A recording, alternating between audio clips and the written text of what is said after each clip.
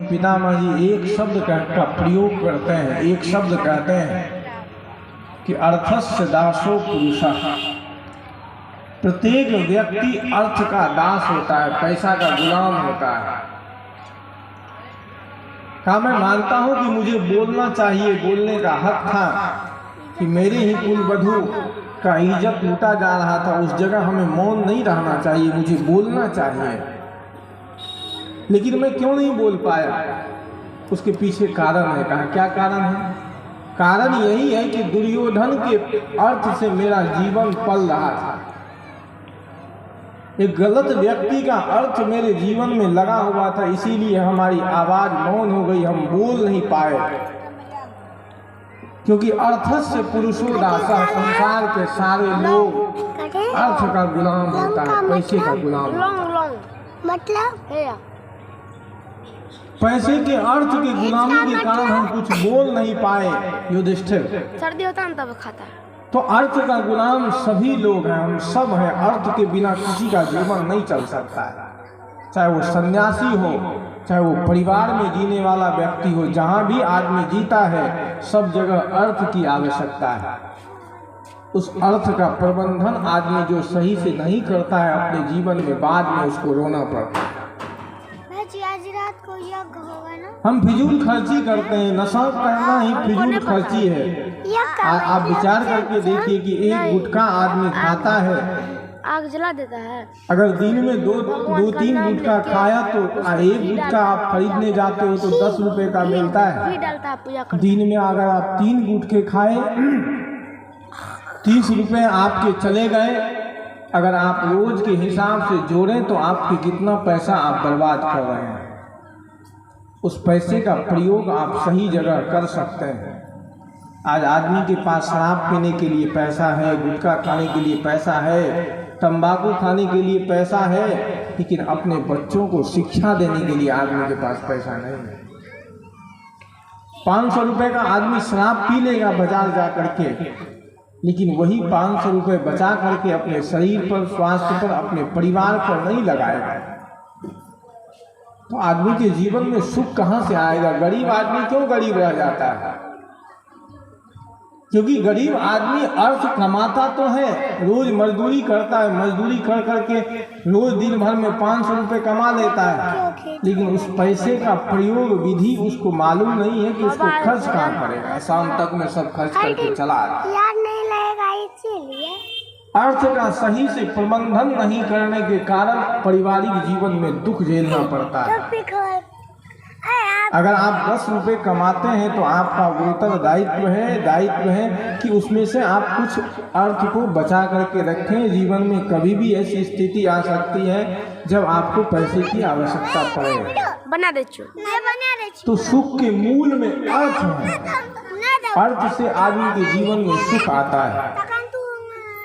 जिस व्यक्ति के पास अर्थ नहीं है उस व्यक्ति को दुनिया देखने वाली नहीं है। कोई जिसके पास पैसा है आज के समय में उसी को आदमी पहचानता है। पैसे की पूछ है। पैसा इस बार आप कह सकते हैं कि बाबा जी आप पैसे की प्रशंसा कर रहे हैं, पर इतना बात बोल रहे हैं। मैं प्रशंसा नहीं कर रहा हूँ, मैं वास्तविकता बता रहा हूँ कि अर्थ आपके जीवन में कितना आवश्यक है। अर्थ के बिना आपका जीवन चल नहीं सकता है। जीवन के लिए अर्थ आवश्यक है, साधन है।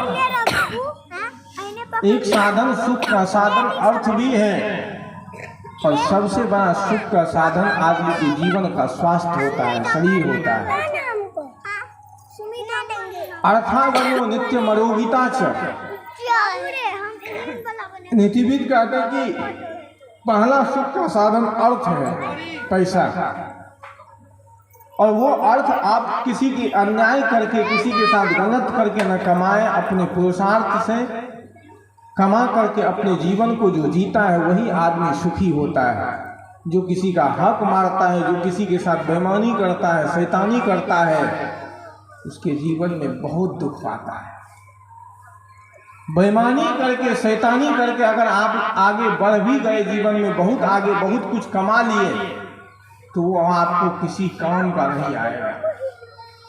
बेईमानी करने वाला, शैतानी करने वाला, गलत करने वाला आगे तो बढ़ जाता है, लेकिन अंत में उसके जीवन में दुख ही आता है, परिणाम दुखी होता है।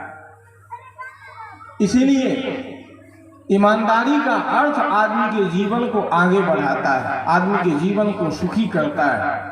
आप जहाँ हैं, जिस जगह हैं, आप ईमानदार बनिए। आज समाज में ईमानदार आदमी की बहुत बड़ी कमी है। आज आदमी ईमानदार बनना नहीं चाहता है। आज हम लोग लोभी प्रवृत्ति के हो गए। लोभ पाप का मूल, पाप का बीज जो है लोभ है। नीतिविद ने बड़ा ही अच्छा कहा कि लोभः पापस्य कारणम। पाप का कारण क्या है? लोभ ही तो है। एक कहानी कह दूं, आप लोगों को बात स्पष्ट हो जाएगी, समझ जाएंगे कि एक बच्चा गया काशी पढ़ने के लिए, पंडित की पढ़ाई कर लिया, सब कुछ कर लिया, पढ़ के लौट करके आया, सभी शास्त्रों को पढ़ लिया। उसके बाद लौट करके जब घर वापस आया तो उसकी माँ उससे प्रश्न किया कि बेटा सभी शास्त्र पढ़ लिए क्या? कहा कि हाँ सभी शास्त्र पढ़ लिए।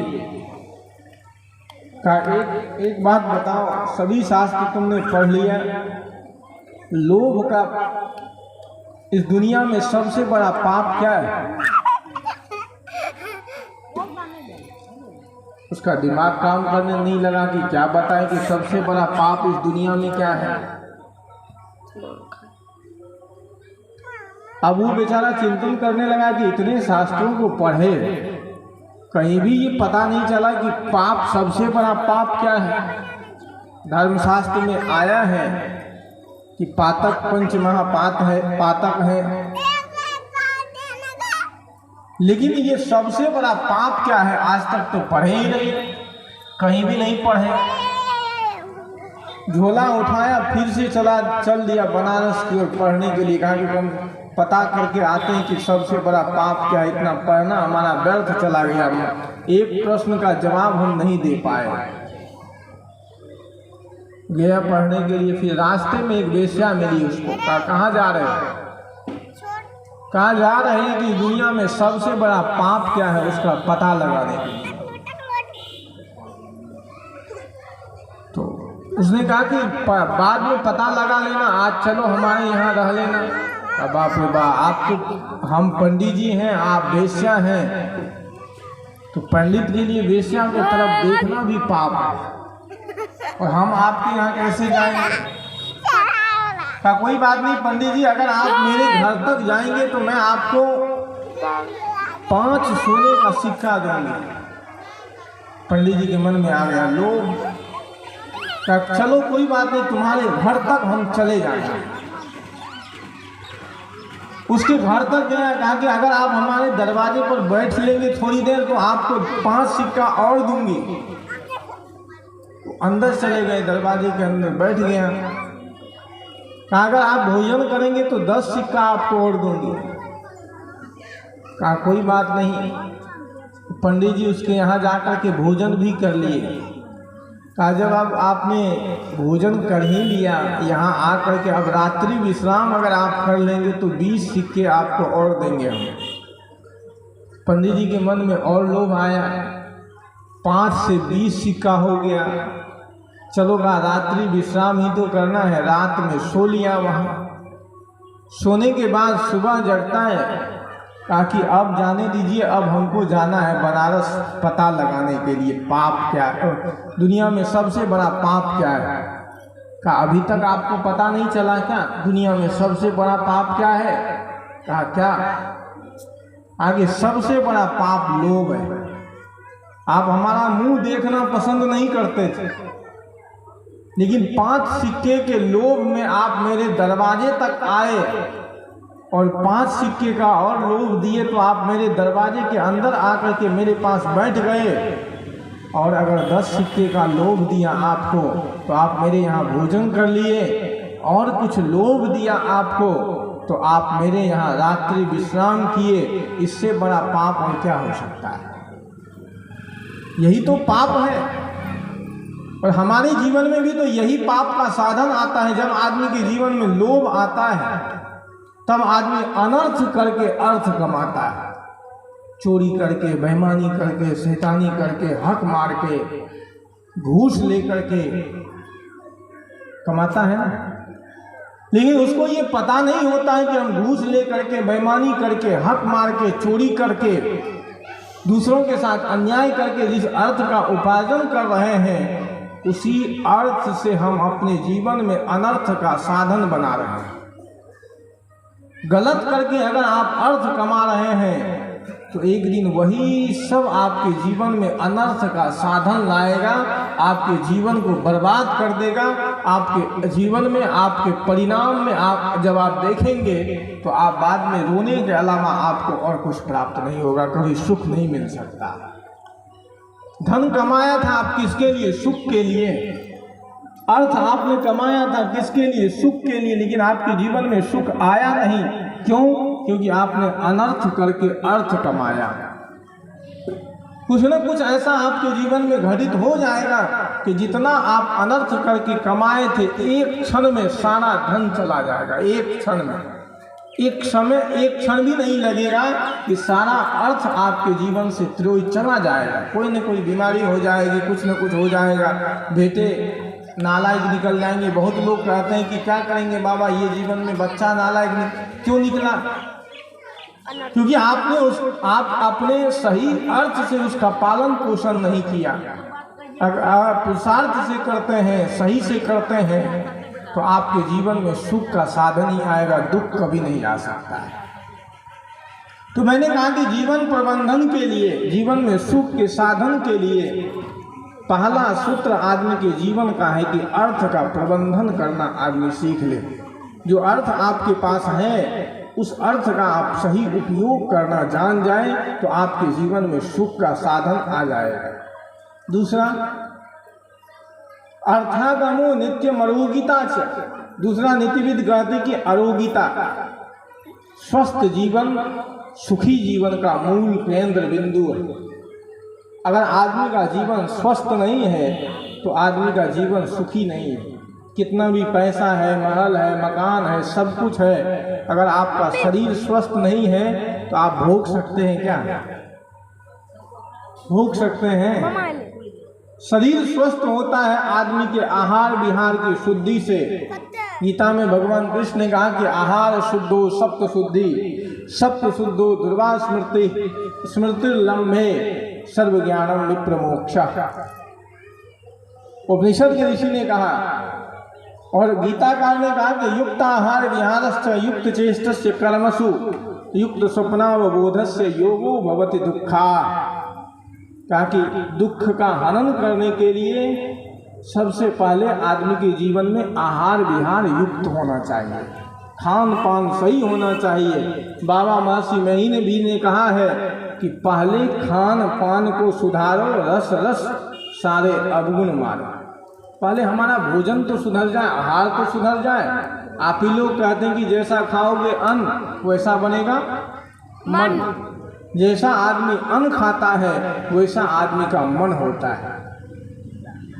शुद्ध रूप में बातों को कह रहा हूँ, आप लोग समझने का कोशिश करिए, क्योंकि समय नहीं, हमको भी पूर्णिया जाना है। शुद्ध रूपों में बातों को कह रहा है कि आहार की शुद्धि आदमी के निरोगी, अगर निरोगी रहना चाहते हैं तो आहार आदमी का बिल्कुल पवित्र होना चाहिए। हिंसा करके अगर आप भोजन करते हैं, हिंसात्मक भोजन करते हैं, तो आपकी प्रवृत्ति कभी भी अहिंसात्मक नहीं हो सकती, हिंसात्मक प्रवृत्ति ही होगी। हिंसात्मक भोजन करने वाला व्यक्ति कभी भी अहिंसक नहीं हो सकता है। गाय को देखिए, उसके जीवन में हिंसा है क्या? कितना अहिंसक प्राणी है।